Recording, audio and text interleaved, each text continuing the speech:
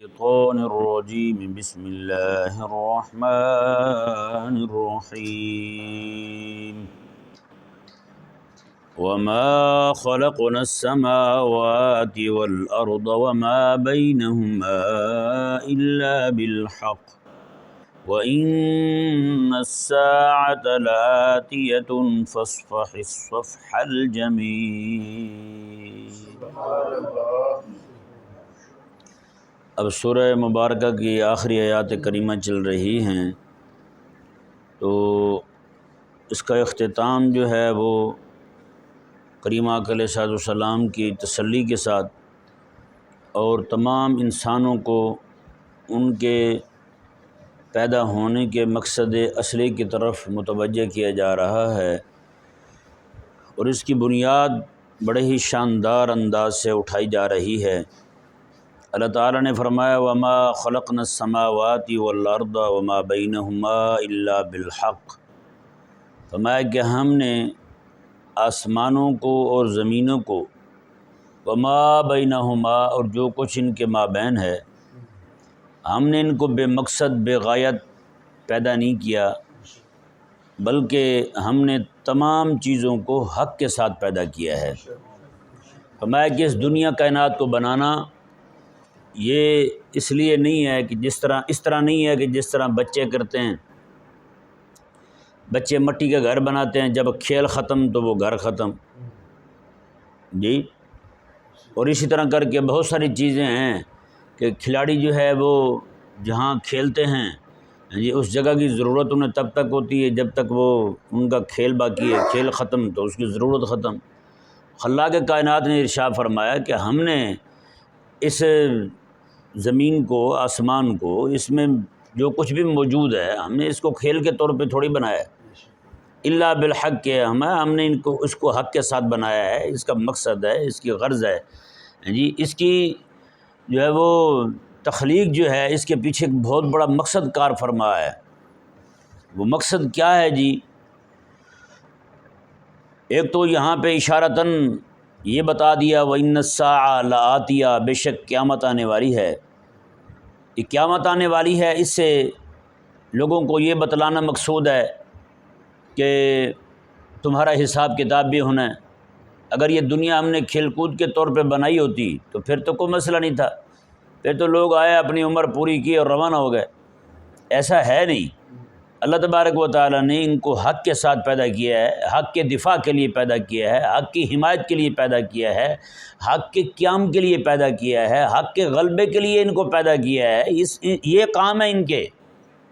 دوسری آیت مبارکہ میں اللہ تعالیٰ نے ارشاد فرمایا کہ کنتم خیر امۃ اخرجت للناس تأمرون بالمعروف وتنہون عن المنکر۔ میں کہ یہ ساری چیزیں دنیا جہان میں جو بھی چیزیں موجود ہیں یہ بے مقصد نہیں ہیں، تو انسان کو تو پیدا ہی اللہ تبارک و تعالیٰ نے اپنی خلافت کے لیے کیا ہے۔ انسان کی پیدائش کا تو مقصد یہی ہے کہ وہ اللہ تبارک و تعالیٰ کا خلیفہ بن کے رہے، اللہ تعالیٰ کا نائب بن کے رہے، اللہ تبارک و تعالیٰ کے احکامات کو نافذ کرنے والا بن کے رہے۔ یہاں پہ یہ سوال پیدا ہو سکتا ہے کہ ہر بندہ خلیفہ کیسے ہے؟ خلیفہ اعظم جو ہے وہ تو ظاہری بات ہے ایک ہی کہلائے گا نا۔ کریم آقا علیہ السلام کا فرمان شریف ہے میں کلکم مسئول و کلکم جو ہے نا، تم میں سے ہر ایک بندہ جو ہے وہ راعن، تم میں سے ہر ایک بندہ جو ہے وہ کلکم راعن، تم میں سے ہر ایک بندہ راعی ہے جی، و کلکم مسئول عن رعیتہ، اور تم میں سے ہر ایک بندے سے اس کی رعیت کے بارے میں پوچھا جائے گا۔ سمجھے نا؟ جہاں کہیں بھی کوئی بندہ کھڑا ہے وہ اللہ تبارک و تعالیٰ کی طرف سے اس کو نیابت سپرد کی گئی ہے، وہ اللہ تعالیٰ کا خلیفہ ہے وہ، ہاں جی، یعنی جتنے بھی لوگ اس کے ماتحت آ رہے ہیں ان سب پر وہ اللہ تعالیٰ کی طرف سے حاکم ہے۔ اب یہ اس پر لازم ہے کہ وہ ان کے ساتھ اللہ تبارک و تعالیٰ کی نیابت جو ہے اس کو کیسے نبھاتا ہے، وہ اللہ تعالیٰ کے احکامات کا کیسے ان کو پابند کرتا ہے۔ ہم یہ دیکھ کے کہ جناب حکومت غالب نہیں آ رہی ہے، اسلام غالب نہیں آ رہا، اسلام غالب جی، وہ جب تک نہیں آتا ہم اپنے گھر پر تو اسلام نافذ کر سکتے ہیں؟ نہیں کر سکتے ہاں جی۔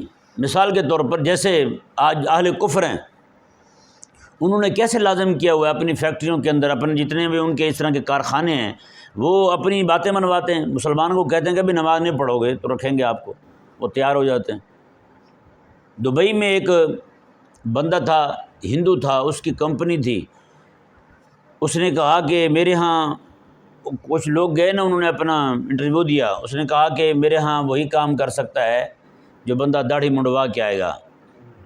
اس میں مسلمان بھی تھے، کچھ داڑھی والے، کچھ سکھ بھی تھے۔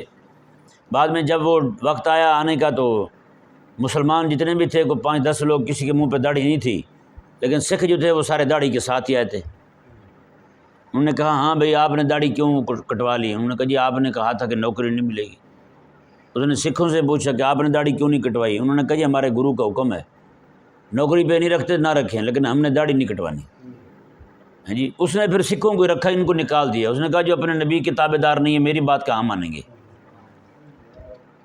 ہیں تو اندازہ لگائے نا، یعنی کہ سستا دین جو ہے وہ صرف اسی کے نزدیک ہے، مسلمان کے نزدیک ہے۔ ایک جو ہے نا اس کو کسی ملک کا پاسپورٹ مل جائے دین بیچ دے، روٹی مل جائے یا دین بیچ دے۔ میرے آقا علیہ السلام نے فرمایا قیامت کے قریب ایک مردہ بکری جو ہے نا، مری ہوئی بکری، اس کے عوض بھی لوگ دین بیچنے کو تیار ہو جائیں گے، اس کے عوض بھی۔ ہیں جی بتائیں نا، آج جب یہ لوگ کلمہ پڑھنے والے لوگ جو ہیں، اپنے آپ کو مسلمان کہنے والے، اپنے آپ کو عاشق رسول کہنے والے، وہ یہاں سے جب باہر جاتے ہیں یورپی ممالک میں، وہاں جا کے یہ کہتے ہیں کہ جناب ہم بھی قادیانی ہیں اور ہمیں جناب یہاں خطرہ ہے لوگوں سے، تو یہاں جناب یہاں سے جاتے ہیں تو ایک سال میں وہ ہزاروں کی تعداد میں۔ ہاں جی، ایک بار میں نے یہاں بتایا بھی تھا کہ ایک سال میں 70,000 لوگ چلے گئے تھے صرف یہ کہہ کے کہ ہم قادیانی ہیں۔ بتائیں تو یہ آخر وہاں، اچھا پھر یہ کالا کی ان کی دھلتی نہیں ہے، پھر وہاں جا کے یہ منافقت کی زندگی گزارتے ہیں۔ یہ کہتے ہیں جی اندر سے ہم عاشق رسول ہیں، باہر سے ہم قادیانی ہیں۔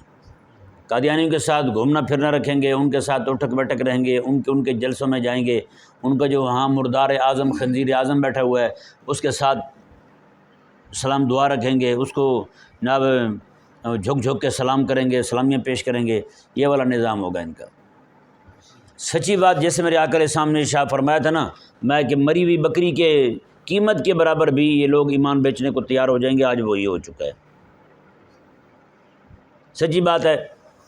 اب ان کو کہا جائے نا کہ دین کے ساتھ غداری کرو، یہ جب الیکشن آتے ہیں تو بریانی کی ایک پلیٹ کھلا کے ان کو دین کے ساتھ غداری کروا دیتے ہیں۔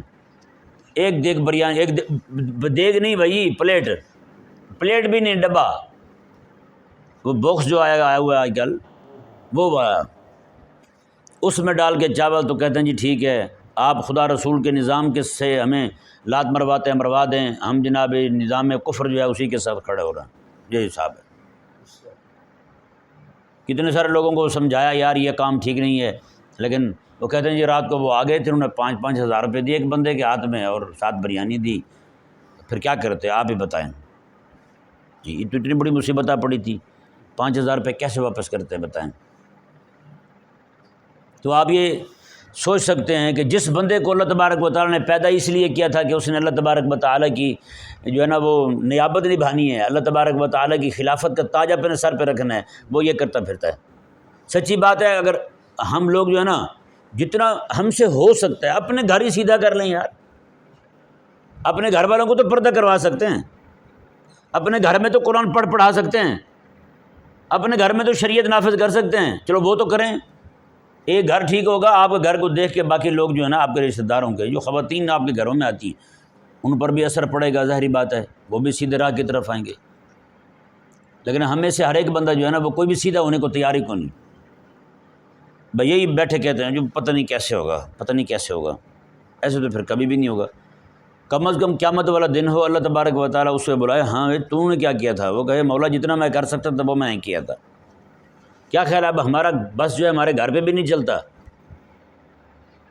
ہم اپنے گھر کو تو قابو کر سکتے ہیں، اپنے دوست احباب کو تو قابو کر سکتے ہیں، ہاں جی آپ کے جو احباب ہیں، آپ کے جو تعلق والے ہیں ان کو تو ہم قابو کر سکتے ہیں، ان کو تو دین کی طرف بلا سکتے ہیں، ان کو دین کی دعوت دے سکتے ہیں۔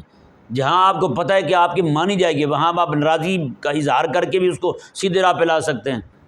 آپ کو پتہ ہے بھائی جی اس کے دل میں میری اتنی عزت ہے، اگر میں اس کو کہوں کہ میں تیرے ساتھ نہیں بولتا تو اس کا دل جو ہے وہ پسیج جائے گا، اس نے کہنا نہیں جی میری دوستی، آپ کی دوستی میرے لیے عزیز ہے، آپ جو بھی کہیں گے میں کرنے کو تیار ہوں۔ بہت ساری جگہوں پہ ایسا ہوتا ہے، محبت کا اتنا تعلق ہوتا ہے، قلبی لگاؤ ہوتا ہے لوگوں کو، وہ آپ کو چھوڑنا نہیں چاہتے، تو آپ یار آپ کا جو تعلق ہے اس کو کام میں لائیں، نفع جو ہے آپ کے تعلق کا حضور کے دین کو جائے، کتنی بڑی بات ہے پھر۔ تو اس لیے یہ چیزیں جو ہیں وہ انتہائی اہم ہیں۔ اللہ تبارک و تعالیٰ نے انسان کو پیدا اس لیے کیا تھا کہ اللہ تبارک و تعالیٰ کی خلافت جو ہے یہ آیت مبارکہ واضح بتا رہی ہے۔ میں کہ ہم نے تمہیں فضول تھوڑی پیدا کیا، حق کے ساتھ پیدا کیا ہے۔ تمہارا پیدا ہونا جو ہے وہ بے غرض نہیں ہے، تمہارا پیدا ہونا جو ہے وہ بے غایت نہیں ہے، تمہارا پیدا ہونا کوئی فضول نہیں ہے، یہ کوئی بچوں کا کھیل تھوڑی ہے کہ گھر بنایا اور بعد میں ٹانگیں مار کے توڑ دیا ہے نا۔ ان الساعۃ لآتیہ، حساب والا دن بھی آنے والا ہے۔ ان الساعۃ لآتیہ فرمانے کا مطلب ہی یہی ہے۔ جس طرح آج لوگ یہ ملحدین لوگ بکواس کرتے پھرتے ہیں نا، او جی یہ تو ہم ایسے پیدا ہوئے ہیں، وہ جیسے ان کو سائنس نے پڑھایا الٹا سیدھا سبق، وہ جی بس ایک مادہ پھٹا تو اس سے پھر سارے ہو گئے، انسان بھی پیدا ہو گئے۔ انسان تو ویسے یہ مانتے نہیں ہیں، باندروں سے یہ ترقی کرتے ہوئے مانتے، ارتقائی مراحل طے کرتے کرتے باندروں سے یہ انسان بن گیا ہے۔ یہ حساب ہے یار، سچی بات ہے۔ ایمان جو ہے نا وہ اب بہت مشکل ہو گیا۔ میرے آقا علیہ السلام نے اس لیے فرمایا تھا قیامت کے قریب جو ہے نا میں ایمان کو ہاتھ میں، ایمان جو ہے نا ایمان پہ قائم رہنا ایسے مشکل ہو جائے گا جیسے ہاتھ میں انگارے اٹھانا۔ یعنی انگارے جو ہے نا وہ ہاتھ میں رکھتا ہے تو ہاتھ جلتے ہیں، ان کو چھوڑتا ہے تو بجھتے ہیں۔ اب انسان کیا کرے؟ ہاتھ میں رکھتا ہے تو ہاتھ جلتے ہیں، چھوڑتا ہے تو بجھتے ہیں۔ یہی حساب آج ایمان کا ہو گیا بھائی۔ ایمان پہ بندہ قائم رہتا ہے جس طرح کا ایمان میرے آقا علیہ السلام کے صحابہ کا تھا۔ ایک بزرگ تھے بہت بڑے، ان کی وفات کے بعد جو ہے نا لوگ کچھ جمع ہو گئے، ان کے چاہنے والے جمع ہو کے ایک یہودی کے پاس گئے، اس کو جا کے دعوت دی، کہا کہ یار کلمہ پڑھ لو مسلمان ہو جاؤ۔ کہا کہ یہ حضرت بایزید بستامی کا قصہ ہے ان کے مریدوں کا۔ تو وہ جب گئے یہودی کے پاس جا کے کہا کہ مسلمان ہو جاؤ، اس نے کہا کون سا مسلمان؟ اس نے کہا وہی جو قرآن حدیث کو ماننے والا ہوتا ہے۔ اس نے کہا نہیں، کو عملی نمونہ بھی تو ہوتا ہے۔ انہوں نے کہا یہ ظاہری بات ہے وہ تو ہوتا ہے، اس کے بنا تو کچھ بھی نہیں ہے۔ انہوں نے کہا کہ بایزید بستامی والا مسلمان یا تمہارے والا؟ سنیں ذرا غور سے اس بات کو، بایزید بستامی والا یا تمہارے والا؟ اس نے کہا میں بڑا عرصہ سوچتا رہا کہ بایزید بستامی والا مسلمان ہو جاؤں جس طرح وہ مسلمان ہے۔ اس نے کہا لیکن وہ مجھ پر بھاری بہت تھا، جس طرح کا وہ مسلمان تھا، سچا تھا، کھرا تھا، جس طرح کا وہ بندہ تھا اس طرح کا جو ہے نا مسلمان بننا مجھ پہ بھاری تھا۔ اور رہے تمہارے جیسا مسلمان بنوں، تمہارے جیسا مسلمان بننے سے میں یہودی ٹھیک ہوں۔ بتائیں، یعنی کہ آج ہم اپنے آپ کو ہی دیکھ لیں ہم کہاں کھڑے ہوئے ہیں۔ نعوذ باللہ من ذالک۔ وہ حضرت مولانا روم رحمہ اللہ نے بڑی زبردست بات کی ہے، فرماتے ہیں کہ ایک بندہ جو ہے نا وہ دن کے وقت لالٹین لے کے، وہ روشنی والا وہ لے کے باہر چل رہا ہے، کسی نے پوچھ لیا، انہوں نے کہا کہ یار دن کے وقت لالٹین کون اٹھا کے چلتا ہے اس طرح بازاروں میں؟ اس نے کہا کہ یار میں نا انسان ڈھونڈ رہا ہوں، انسان ڈھونڈ رہا ہوں۔ اس نے کہا یہ سارے کیا ہیں؟ اس نے کہا یہ تو سارے ابو لہب کی صفات والے ہیں، مجھے محمد عربی کے غلام چاہیے، میں تو ان کا غلام دیکھ رہا ہوں۔ میں تو یہ دیکھ رہا ہوں کسی بندے میں رسول اللہ علیہ السلام کی جو ہے نا وہ سیرت مبارکہ کی جھلک نظر آ جائے، میں تو وہ دیکھ رہا ہوں۔ یہ تو سارے ابو لہب کی سیرت کے پیکر ہیں، یہ تو ابو جہل کی سیرت کے پیکر نظر آ رہے ہیں سارے مجھے۔ تو جب تک ہم اپنے آپ کو، چلو کم از کم قیامت والے دن یہ کہنے جو کہ تم ہوں گے مولا جتنا میں کر سکتا تھا میں نے کیا ہے۔ تو جیسے آقا علیہ السلام نے میں کلکم راعٍ، تم میں سے ہر ایک بندہ راعی ہے بھائی، ہر ایک بندہ راعی ہے۔ فیکٹری کا مالک ہے، دیکھیں نا اپنے کام کروا لیتے ہیں، نماز کے وقت چھٹی دے کے نماز نہیں پڑھوا سکتے ان کو، ہاں جی، ان کو دین کا پابند نہیں کر سکتے۔ اگر ہمارے یہ مسلمان اپنے کہیں بھائی جی اپنے نوکری پہ اسے رکھا جائے گا جو جناب شریعت مبارکہ کا پابند ہوگا، تو کیا خیال ہے لوگ نہیں کریں گے؟ لوگ تو آج کرنے کو تیار ہیں بھائی، پیسہ دکھائیں ان کو۔ ظاہری بات ہے جہاں پیسہ تھا، پیسے نے کہا دین چھوڑ کے آؤ تو میں پیسے کے مالک نے کہا دین چھوڑ کے آؤ گے تو میں تمہیں پیسہ دوں گا، انہوں نے دین چھوڑ دیا۔ آج آپ کہیں کہ میں پیسہ تمہیں تب ملے گا، دین کو مان کے آؤ، دین پر عمل کر کے آؤ، لوگوں نے مان لینا ہے، سچی بات ہے مان لینا ہے۔ آج یہاں اعلان کر دیں جو بندہ فجر کی نماز یہاں پڑھے گا اس کو 1000 روپے ملے گا۔ بتائیں یہ تینوں منزلیں جو ہیں کہیں پہ جگہ ملے گی آپ کو؟ خبر جائے گی۔ یہ تو میرے آقا علیہ السلام کا فرمان شریف ہے۔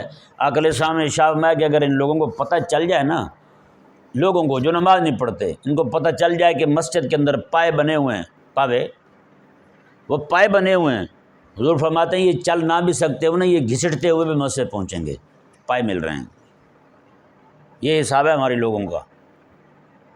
تو جہاں پہ ایسا معاملہ ہے تو بھائی تھوڑا سا مسلمان ایسی مسکینی ظاہر کرتے ہیں، پیسہ ان کے پاس بہت ہے، بہت پیسہ ہے ان کے پاس بھائی، بس یہ دین پر لگاتے ہوئے ان کو موت پڑتی ہے۔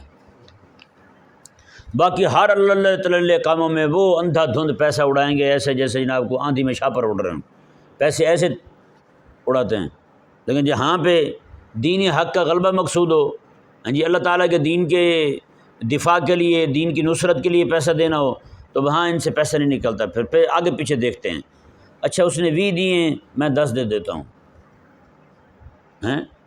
ہاں کہیں پہ اگر کوئی ناچ گانا ہو رہا ہے دیکھتے اچھا اس نے 11,000 دیا ہے، لو جی میری طرف سے 22,000، میں نے تو پھر 22,000 دے دیے بھائی، وہاں اس نے 1 لاکھ دیا تھا چچے کے بیٹے نے، میں نے 2 لاکھ نکال دیا تھا، وہاں پھر ایسے پیسے نکلتے ہیں ان سے۔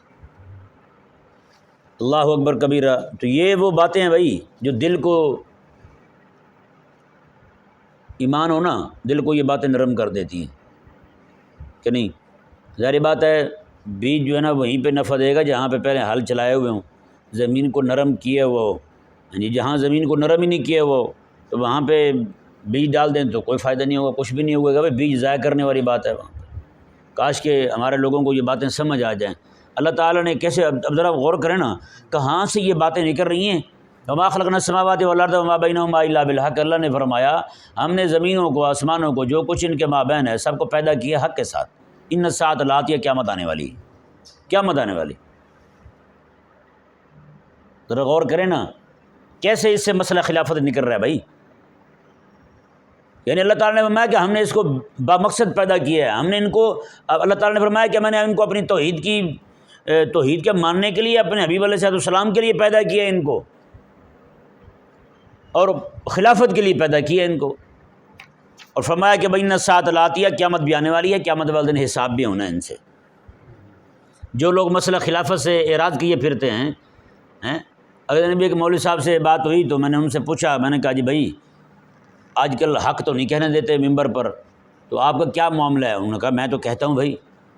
میں نے کہا اچھا جی، میں کہا کون سا حق کہتے ہو؟ کہتا بھی یہ کہتا ہوں کہ صاحب میں چھوٹے بڑے پیچھے ہو جائیں، چھوٹے بچے پیچھے ہو جائیں، اور میں کہتا ہوں کہ اپنی تہ بند اوپر کر لیں، ہیں تو کہتا ہوں اوپر والا بٹن بند کر لیں۔ میں نے کہا سبحان اللہ، یہ آپ نے تو حق کہنے والی کمال نہیں کر دی، ہیں؟ کہتے میں یہ والا حق کہتا ہوں۔ اللہ اکبر کبیرہ۔ تو پیارے بھائیوں، ہیں جی، جب ہمارے کرتا دھرتا لوگ جو ہیں جو ممبر پر بیٹھے ہوئے ہیں ان کو بھی اسلامی حکومت کے قیام کی فکر نہیں ہوگی، تو وہ حق کو ہی نہیں سمجھیں گے، حق سے ہی عاری ہو جائیں گے بیچارے پھر۔ اب یہ آئے مبارکہ نہیں یار، ذرا غور کر کے بتائیں نا اس سے مسئلہ خلافت کیسے نکل رہا ہے یار۔ اللہ تعالیٰ نے فرمایا کہ ہم نے حساب رکھا ہے تمہارا، ان الساعۃ لآتیہ، قیامت آنے والی ہے، لآتیہ ضرور آنے والی ہے قیامت۔ ان بھی ہیں جی، یہ ان بھی تاکید کے لیے ہے، اور لآتیہ میں لام جو ہے یہ بھی تاکید کے لیے ہے، یعنی اتنی 2 تاکیدیں اللہ تعالیٰ، پہلی جو ہے وہ تو دگنا تاکید ہے، انا نون ثقیلہ، یہاں پہ 3 تاکیدیں لگا کے اللہ تعالیٰ نے فرمایا، اور اللہ تعالیٰ بارک و تعالیٰ تاکیدیں نہ بھی لگائے نا، اس کا کلام سبحان اللہ، وہاں شک کی بات ہو ہی نہیں سکتی، وہاں کوئی دوسری بات آ ہی نہیں سکتی، لیکن اللہ تبارک و تعالیٰ نے ہم انسانوں کے لیے، ہمارے جیسوں کے لیے تاکیدیں بھی لگا دی، تاکید در تاکید در تاکید، 3 تاکیدیں لگا کے اللہ تعالیٰ نے فرمایا ان الساعۃ لآتیہ، ہیں اللہ اکبر کبیرہ، میں قیامت آنے والی ہے۔ آگے اللہ تعالیٰ نے فرمایا سبحان اللہ، یا مبارکہ دیکھیں حبیب کریم علیہ السلام کو اللہ تعالیٰ تسلی کیسے دے رہا ہے۔ فرمایا کہ حبیب پیارے، جو میرے دین کی حکومت کے قیام کے معاملے میں تیرے ساتھ جھگڑ رہے ہیں نا، تیرے ساتھ لڑ رہے ہیں، فاصفح الصفح الجمیل، ان کو اچھے طریقے کے ساتھ چھوڑ دیں، ان کو چھوڑ دیں۔ ظاہری بات ہے آقا علیہ السلام کی دعوت تھی تو کیا تھی بھئی، آقا علیہ السلام کی دعوت دین کے غلبے کی دعوت تھی، ہیں جی، اور دین کا غلبہ جو ہے وہ ہر حوالے سے، حکومت بھی اللہ کی، عقائد بھی وہی جو اللہ نے دیے ہیں، اعمال بھی وہی اپنائے جائیں جو اللہ نے دیے ہیں، یہ دین کا غلبہ تھا بھائی۔ اسی کی میرے آقا علیہ السلام دعوت دے رہے تھے، خلافت کے قیام کی حضور دعوت دے رہے تھے۔ ابو جہل لڑ پڑا، ابو لہب لڑ پڑا، عتبہ شیبہ، یہ سارے کے سارے راستے میں آ گئے جناب، یہ سارے کے سارے جناب لڑائی کے لیے کھڑے ہو گئے۔ خالق اور مالک نے اپنے حبیب کریم علیہ السلام کو فرمایا کہ حبیب پیارے، یہ جو لوگ غلبہ دین کی دعوت دینے پر آپ سے لڑ رہے ہیں، آپ سے جھگڑ رہے ہیں، فصفح، آپ ان کو چھوڑ دیں، الصفح الجمیل، اچھے طریقے کے ساتھ چھوڑ دیں، ان کو فارغ کر دیں، اچھے طریقے کے ساتھ چھوڑ دیں۔ مطلب یہ ہے کیونکہ بندہ کسی کو چھوڑتا ہے دل میں ملال آتا ہے، دل میں تکلیف آتی ہے۔ رب تعالیٰ نے فرمایا حبیب پیارے، جو غلبہ دین کے کام بھی نہ آئے بندہ، میں اس کی فکری کیا کرنی ہے، آپ چھوڑ دیں، ان کو فارغ کر دیں۔ فصفح الصفح الجمیل، ان کو صفح جمیل کے ساتھ ان کو سائڈ پہ کر دیں، بس آپ اپنے کام کے ساتھ لگے رہیں جو کام آپ کر رہے ہیں۔ اور پھر خالق اور مالک نے وہی کیے جی میرے آقا علیہ السلام نے سب کو چھوڑ دیا، مکہ مکرمہ ہی آقا علیہ السلام وہاں سے روانہ ہوئے، مدینہ منورہ تشریف لے آئے حضور، یثرب کو حضور نے اپنے قدم رکھنے کے ساتھ ہی مدینہ بنا دیا، اور ساتھ منورہ بھی بنا دیا ہے، منورہ بھی بنا دیا۔ مکہ میں حضور آئے تو مکرمہ ہو گیا ہے، مدینہ میں حضور آئے تو منورہ ہو گیا، ایسے تھوڑی ہے۔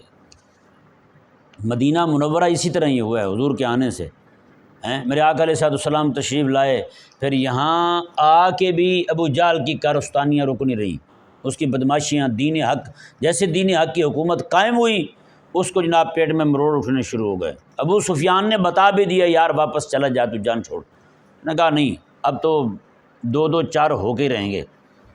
وہ آیا پھر بدر میں، خالق اور مالک نے جناب دو نوجوانوں کے ہاتھوں سے اس کا کام کروا دیا۔ نوجوانوں کا مطلب یہ تھا ان کو آگے لانے کا، تاکہ قیامت تک لوگوں کو پتہ چل جائے کہ وہ نوجوان جنہوں نے ابھی تک کوئی جنگ لڑی نہیں ہے، کسی جنگ میں وہ حصہ ہی نہیں رہے ہیں، تو وہ نوجوان جو ہیں بالکل بچے ابھی جو ہوئے ہیں، بڑے ہوئے ہیں، نوجوان ہی ہیں ابھی، انہوں نے جناب اس کا کام تمام کر دیا۔ اور کس کا کام تمام کیا؟ جو اپنے آپ کو بڑا فن خاص سمجھتا تھا، فنیر تھا بہت بڑا، اس کا کام تمام ہو گیا۔ اللہ تبارک و تعالیٰ میں فصفح الصفح الجمیل، حبیب پیارے آپ ان کو اچھے طریقے کے ساتھ سائڈ پہ کر دیں۔ آج بھی کوئی بندہ ہمیں بھی کہتے ہیں کہ آپ فلاں کو جواب دیں، فلاں کو جواب دیں، میں نے کہا اللہ تعالیٰ نے خود قرآن میں فرما دیا فصفح الصفح الجمیل، ان کو اچھے طریقے کے ساتھ سائڈ پہ کر دیں، کسی کو جواب دینے کی ضرورت ہے نہیں۔ مطلب یہ کہ ہم اگر کسی کو جواب دینے لگے ہیں تو ہم اپنا دفاع کر رہے ہیں، ہم تو یہاں بیٹھے ہیں اللہ اور اس کے رسول کی نوکری کے لیے۔ کل پرسوں بھی یہ حاجی صاحب بیٹھے ہوئے تھے تو ان کے ساتھ بات ہو رہی تھی کہ کوئی بندہ اپنے گھر کے باہر کسی کو چوکی دار رکھے اور گھر کا مالک جب بھی باہر دیکھے اس کو کام کہنے کے لیے تو وہ ہو ہی نہ، اور پتہ چلے کہ وہ ہمسایوں کو سودے لے کے دیتا پھرتا ہے، تو بتائیں گھر کا مالک جو ہے اس کو نوکری پہ رکھے گا؟ تو یہی حال ہے بھائی، اگر ہم بھی جس مقام پہ بیٹھے ہیں اللہ رسول کے جو ہے نا وہ دفاع کے لیے بیٹھے ہیں، اگر اپنے دفاع کرنا شروع کر دیں تو پھر اللہ تعالیٰ اور اس کے حبیب علیہ السلام ہمیں نوکری پر کب رکھیں گے بھائی؟ اس لیے اپنا دفاع جو ہے نا وہ کبھی سوچے ہی نہ بندہ، مجھے کیا کہہ رہا ہے، مجھے کون کہہ رہا ہے، کس طرح کہہ رہا ہے، ان کو کہتے رہے بھائی، جو مرضی کہتے رہے۔ بہت سارے لوگ ہیں اتنی باتیں کرتے ہیں، نعوذ باللہ من ذالک، آپ حیران ہوں گے، ٹھیک ہے جی، ایسی باتیں کرتے ہیں اور ایسی بڑی گستاخانہ باتیں کریں گے کہ جناب آپ نے یہ کہا ہے۔ بتائیں، میں نے کہا میرے فرشتے دور کی بات ہے، ہمارے ساتھ جو جنات ہوتے ہیں، ہمزاد ہوتے ہیں، ان باتوں کو تو انہیں بھی پتہ نہیں ہے جو باتیں آپ کہہ رہے ہیں ہمارے بارے میں۔ وہ جس بندے کا حوالہ دے رہے ہوتے ہیں، جو اصل راوی ہوتا ہے بیان کرنے والا، کبھی جا کے اس تک لڑائی نہیں کی، کبھی جا کے اس کو پوچھا نہیں یار یہ کیوں کہا ہے تو نے، گندی سے گندی بات بھی کر دیتے ہیں، اور ٹھیک ہے بھی کرتے رہیں، کون سا مسئلہ ہے۔ ہاں آپ جو ہے نا ہمارے ہاں رہیں یہاں آگے، پھر آپ دیکھیں، آپ اپنی آنکھوں سے دیکھیں کوئی بات ہو رہی ہے یہاں، پھر تو ٹھیک ہے، پھر آپ کہنے کے روادار ہیں، آپ کو اجازت ہے، آپ جو مرضی کہیں پھر۔ لیکن ایسے ہی ایک بندہ جس نے اپنے آپ کو اللہ اور اس کے رسول کے دفاع کے لیے وقف کر رکھا ہے، اس کو کم از کم پاؤں نہیں ہٹانے چاہیے وہاں سے، وہ وہاں سے پیچھے نہ ہٹے، جو کر رہے ہیں وہ کریں۔ سمجھائے نہیں سمجھائے مسئلہ؟ ہاں، تو اس لیے خالق اور مالک نے ارشاد فرمایا فصفح الصفح الجمیل، ہمیں جو غلبہ دین کی راہ میں روڑے اٹکانے والے ہیں نا، ان کو آپ بڑے پیار کے ساتھ سائڈ پہ کر دیں، بس آپ کے دل میں ملال بھی نہ آئے، آپ کے دل میں تکلیف بھی نہ آئے، آپ یہی کہیں کہ وہ جناب جیسے کسی بندے کو پھنسی پھوڑا نکل آئے تو ڈاکٹر جو ہے وہ آپریشن کرتے ہیں تو بتائیں اس کا جو مادہ نکلتا ہے، کبھی کسی بندے نے جا کے کہا ہے ڈاکٹر صاحب وہ تو دے دیں ہمیں، پھینک کے واپس آ جاتے ہیں نا، اور شکر ادا کرتے ہیں اس کا بھی جس نے آپریشن کیا ہے، ہیں جی، اور جس نے اوزار اٹھا کے دیے ان کا بھی شکریہ ادا کرتے ہیں، چلو اچھا ہوا۔ لیکن وہ پھنسی کی طرف کوئی بھی نہیں دیکھتا، کسی بندے کو خوشی نہیں ہوتی، ہیں جی، بندے کو خوشی ہوتی ہے بلکہ کہ وہ جان چھوٹی اس سے، وہ نکل گیا۔ تو اللہ تعالیٰ نے فرمایا کہ اسی طرح کوئی بندہ ایسا تمہیں پھوڑے پھنسی کی طرح چپک گیا ہے اور تمہارے راہ حق کے جو ہے نا وہ طریق پر روڑے اٹکا رہا ہے، تو اس کو سائڈ پہ کریں تو خوش ہو جائیں۔ فصفح الصفح الجمیل، تمہیں خوشی ہونی چاہیے کہ اچھا ہوا یہ جان چھوڑ گیا۔ اللہ تبارک و تعالی ہمیں یا مبارکہ آخری دیکھ لیں، ان ربک هو الخلاق العلیم، بے شک تیرے رب جو ہے وہ بہت بڑا پیدا کرنے والا، جاننے والا ہے۔ سبحان اللہ۔ اب دیکھیں یہ کلام اور پچھلی آیت مبارکہ میں تطابق دیکھیں، پچھلی آیت مبارکہ میں اللہ نے فرمایا کہ قیامت آنے والی ہے، یہاں اللہ نے فرمایا کہ اللہ تعالیٰ بہت بڑا پیدا کرنے والا، جاننے والا ہے۔ ان دونوں میں مناسبت کیا ہے؟ ان دونوں میں نظم کیا ہے؟ وہ نظم یہ ہے کہ اللہ تبارک و تعالیٰ نے فرمایا قیامت آنے والی ہے، اور یہاں فرمایا ایک اشکال کا جواب دیا، لوگوں کے اعتراض کا جواب دیا۔ لوگ تو اتنے آئے، کروڑوں اربوں آئے اور کروڑوں اربوں آئیں گے، وہ چلے جائیں گے، تو پھر اللہ تعالیٰ ان کا حساب کیسے لے گا؟ اللہ نے فرمایا جو پیدا کرنے والا ہے نا وہ جاننے والا بھی ہے۔ جو پیدا کرنے والا ہے وہ جاننے والا بھی ہے۔ میں یہ تم نہ سوچو کہ جناب اسے پتہ نہیں ہے، جس نے جو چیز بنائی ہوتی ہے اسے پتہ ہوتا ہے۔ ہاں جی، گھر میں جو شے ہو گھر کا مالک جانتا ہے کہ میرے گھر میں کیا کیا شے پڑی ہوئی ہے، ٹھیک ہے نا جی۔ اللہ تبارک و تعالیٰ سمجھنے کی توفیق عطا۔